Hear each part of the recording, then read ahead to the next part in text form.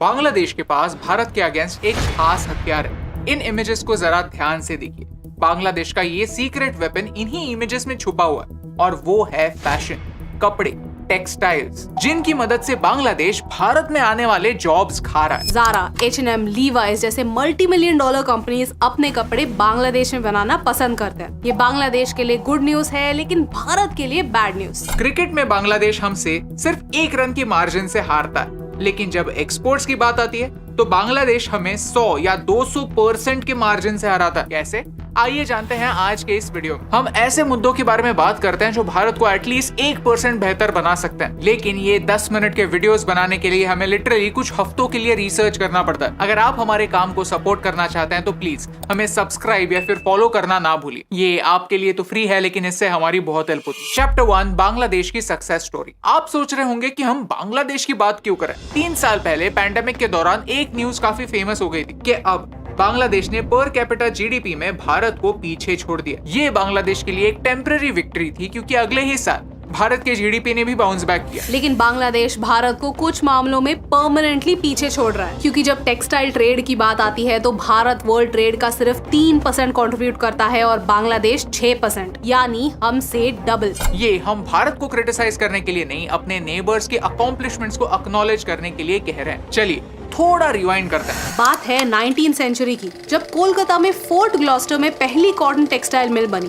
फिर कुछ ही सालों बाद मुंबई में Bombay spinning and weaving company बनी। ब्रिटिशों के जमाने में कानपुर, अहमदाबाद, फरीदाबाद, मुंबई जैसे शहरों को मैनचेस्टर ऑफ द ईस्ट कहा जाता था, और उनके आने से पहले भी कई सेंचुरीज के लिए भारत का सबसे बड़ा एक्सपोर्ट हुआ करता था कॉटन। आज का बांग्लादेश यानी उस जमाने का ईस्ट बंगाल अपने सॉफ्ट मसलिन क्लॉथ के लिए फेमस था, लेकिन ब्रिटिशों ने हमारी इंडिजिनस टेक्सटाइल इंडस्ट्री को कुछ ऐसे तोड़ा कि भारत उससे ठीक तरह से उभर ही नहीं पाया। लेकिन बांग्लादेश ने मस्त कमबैक किया। इस कमबैक की शुरुआत हुई 1974 में। इस साल मल्टी फाइबर अग्रीमेंट हुआ। इस अग्रीमेंट ने कुछ कोटास यानी लिमिट सेट की। ये अग्रीमेंट कहता है कि हर डेवलपिंग देश एक डेवलप देश को सिर्फ एक पर्टिकुलर अमाउंट ही एक्सपोर्ट कर सकता है, उसके ऊपर नहीं। ये डेवलप देशों की चाल थी, क्योंकि वो समझ गए थे कि भारत जैसे डेवलपिंग देश उन्हें अच्छे और सस्ते कपड़े एक्सपोर्ट कर रहे हैं और इससे उनके लोकल इंडस्ट्रीज पर असर हो रहा है। लेकिन ये लिमिट्स बांग्लादेश पर लागू नहीं हुए, क्योंकि बांग्लादेश नया देश बना था। वो डेवलपिंग देश इस कैटेगरी में आता ही नहीं था, वो एक गरीब देश था। डेवलपमेंट ना होना बांग्लादेश की डेवलपमेंट का रीजन बना। साउथ कोरिया की डेवू कंपनी ने बांग्लादेश के देश गारमेंट्स के साथ एक जॉइंट वेंचर किया, ताकि वो बांग्लादेश में कपड़े बनाए और उन्हें एक्सपोर्ट करे। 130 लोगों ने वहाँ से ट्रेनिंग ली। ये लोग काफी स्मार्ट थे।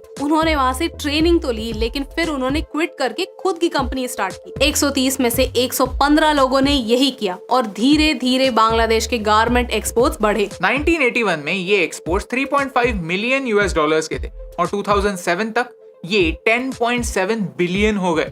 Billion with a B.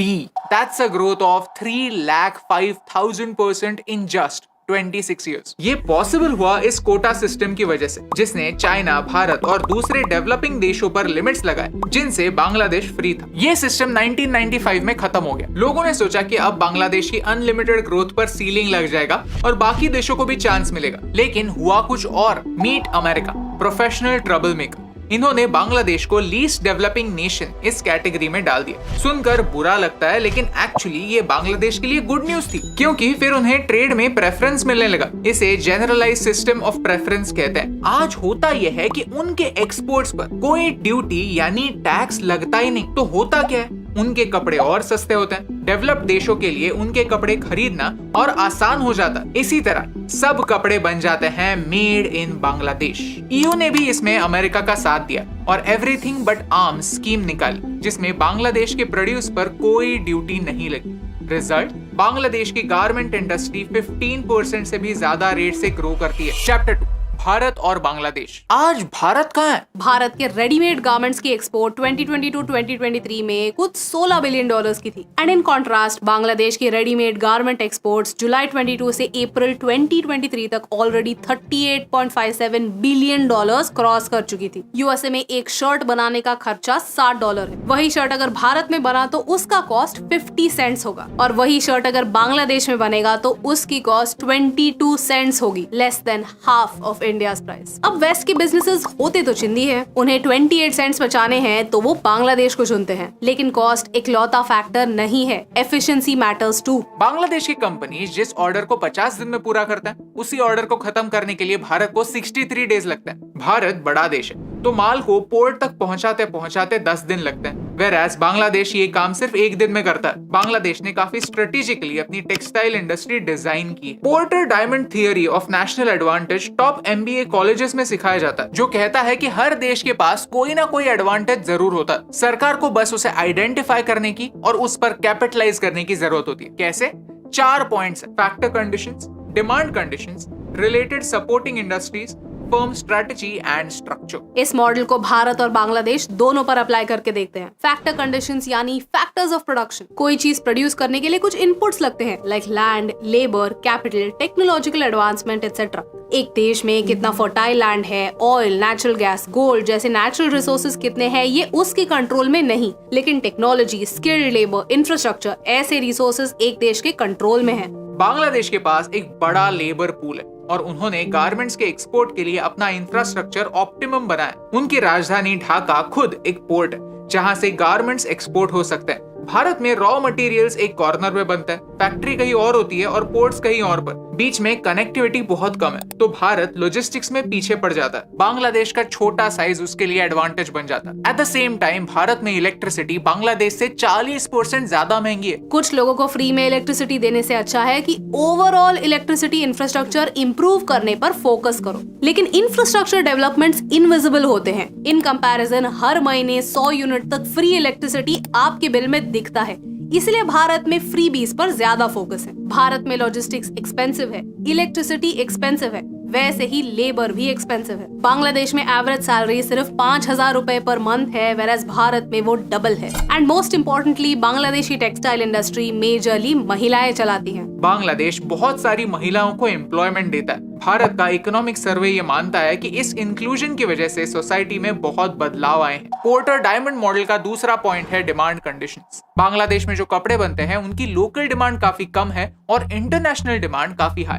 Bharat में उल्टा है। भारत में टेक्सटाइल एक्सपोर्ट्स कम हो रहा है, लेकिन टेक्सटाइल इंडस्ट्री पिछले 15 सालों में 3 गुना बढ़ी है, from just $28 billion in 2005 to $75 billion in 2020। इस मॉडल का तीसरा पॉइंट है related and supporting industries. Bangladesh में banks, raw material suppliers, insurance companies, logistics companies सब साथ मिलकर काम करते हैं ताकि देश एक्सपोर्ट्स बढ़ा सके। भारत में टेक्सटाइल इंडस्ट्री के रॉ मटेरियल, मैन्युफैक्चरिंग, एक्सपोर्ट, ये तीनों फैक्टर्स अलग अलग स्टेट में होते हैं और अलग अलग स्टेट्स के अलग अलग पॉलिसीज होते हैं। तो सोल्यूशन निकालना किसी एक सरकार के लिए पॉसिबल नहीं होता। स्टेट्स को मिलकर सोल्यूशंस ढूंढने होंगे और इसमें पॉलिटिशियंस का क्या फायदा? तो कोई एक्शन नहीं ली जाती। टेक्सटाइल कंपनीज कहती है कि उन्हें भारत में लोन लेना महंगा पड़ता है। पोर्टर डायमंड मॉडल का आखिरी पॉइंट है firm strategy, structure and rivalry. ये मेनली एक सेक्टर की कंपनीज को देखता है। कंपनीज कितनी बड़ी है, कितने एम्प्लॉइज है कंपनी में और कंपनीज के बीच में राइवलरी कितनी है। बांग्लादेश के टेक्सटाइल कंपनीज में ऑन एन एवरेज 797 वर्कर्स हैं। भारत में ये नंबर 240 है। इसका एक रीजन शायद है हमारे लेबर लॉज। कई सारी कंपनीज रेगुलेशंस अवॉइड करने के लिए छोटे रहते हैं एंड दिस इम्पैक्ट्स प्रोडक्टिविटी। अगर आपने स्कूल या कॉलेज में इकोनॉमिक्स पढ़ा होगा तो ये टर्म जरूर सुनी होगी, इकोनॉमीज ऑफ स्केल।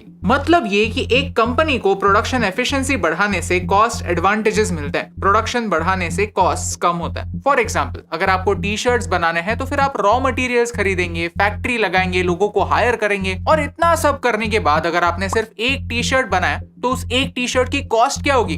कुछ लाख रुपए। क्योंकि अगर आप एक टी शर्ट बनाए या 1 लाख, कुछ कॉस्ट होती हैं fixed costs. 1 lakh T shirts बनाने पर ये कॉस्ट 1 लाख यूनिट्स में डिवाइड हो जाती हैं। That's economies of scale. Bangladesh में एक वर्कर अपनी शिफ्ट में 19 पीस गारमेंट्स बनाता है और भारत में सिर्फ 7 से 10 गारमेंट्स बनता है। इस हाई आउटपुट की वजह से बांग्लादेश के कपड़ों की कॉस्ट भारत की कॉस्ट से कम। 2016-17 के इकोनॉमिक सर्वे ने इस प्रॉब्लम को अच्छी तरीके से कैप्चर किया। Chapter 3 conclusion, least developed country. सुनने में ये एक स्लर या फिर एक गाली लगती है, लेकिन बांग्लादेश ने इसी को अपनी स्ट्रेंथ बनाया। इससे मिलने वाला हर ट्रेड एडवांटेज बांग्लादेश ने उठाया और दुनिया भर की फास्ट फैशन इंडस्ट्री को उनके पास अट्रैक्ट किया। द पॉइंट बीइंग, बांग्लादेश हमें सिखाता है कि एक डिसएडवांटेज भी एक एडवांटेज बन सकता है अगर विजन हो तो। 2025 तक बांग्लादेश इस लीस्ट डेवलप्ड कैटेगरी में रहने वाला है। उसके बाद शायद ये स्टेटस चेंज हो, उनका ये स्टेटस रिवोक हो और वो अपग्रेड हो जाए, लेकिन इससे बांग्लादेश के कपड़ों के कॉस्ट फटाक से बढ़ेंगे। ऐसे सिचुएशन में हमें रेडी रहना ही होगा। हो सके कुछ कंपनीज ऑल्टरनेटिव्स ढूंढे। भारत के लिए एक बड़ी अपॉर्चुनिटी ये है कि बांग्लादेश कपड़े जरूर बनाता है,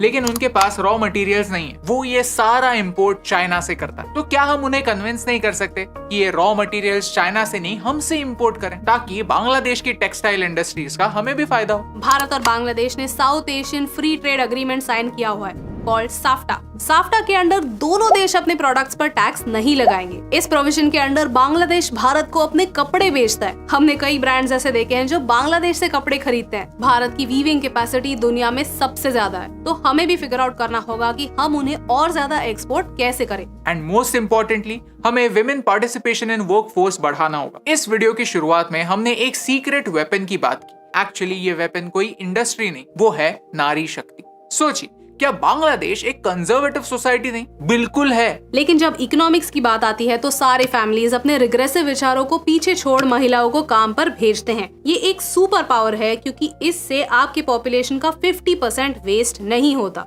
एक होम मेकर होना एक बहुत बड़ी बात है और हम होम मेकर्स की बहुत इज्जत करते हैं। अगर हमारी माँ और दादी स्कूल से आने के बाद हमारे लिए घर पर ना होती तो एक सपोर्ट सिस्टम नहीं बनती, तो शायद हम आज जहाँ हैं वहाँ तक नहीं पहुँच पाते। अक्सर औरतों को शादी करने के बाद अपना जॉब छोड़ना पड़ता है। उनके हस्बैंड्स कहते हैं हम कमा रहे हैं, तुम्हें काम करने की क्या जरूरत। ये एटीट्यूड हमारे देश को पीछे खींच रहा है। लेकिन एट द सेम टाइम ये समझना जरूरी है कि कुछ औरतों के लिए एक होम मेकर बनना एक चॉइस होती है और कुछ लोगों के लिए फोर्सफुली थोपी हुई जिम्मेदारी। चलिए, किसी और बात के लिए नहीं तो फिर देश की इकोनॉमी के लिए ही सही, हमारे आधे पॉपुलेशन को घर के पिंजरे में बंद करना बंद करते हैं, उन्हें आत्मनिर्भर बनाते हैं ताकि देश भी आत्मनिर्भर बने। अगर आपको इस वीडियो से वैल्यू मिली, कुछ नया सीखने मिला, तो इसे अपने दोस्तों के साथ शेयर कीजिए, क्योंकि आप देश के लिए एक उम्मीद की किरण आप ही है जो प्रॉब्लम्स को आइडेंटिफाई कर सकते हैं और हमारे आस पड़ोस के देशों से सीख सकते हैं। और मेरा भारत महान ये सिर्फ ट्रक के पीछे नहीं, पूरी दुनिया से बुलवा सकते हैं। और यही इंपॉर्टेंट बात आप तक पहुंचाने से मुझे फर्क पड़ता। हे दोस्तों, thank you so much for watching this video till the end. अगर आपको ये वीडियो अच्छा लगा तो वो लाइक बटन प्रेस कीजिए। ऐसे ही और वीडियोस देखने के लिए चैनल को सब्सक्राइब कीजिए। भारत का पासपोर्ट इतना वीक क्यों है, जानने के लिए यहाँ पर क्लिक कीजिए। ब्रिटिश रॉयल फैमिली के पास कितना पैसा है, जानने के लिए यहाँ पर क्लिक कीजिए। Thank you so much for watching, क्योंकि आपके सपोर्ट से हमें फर्क पड़ता है।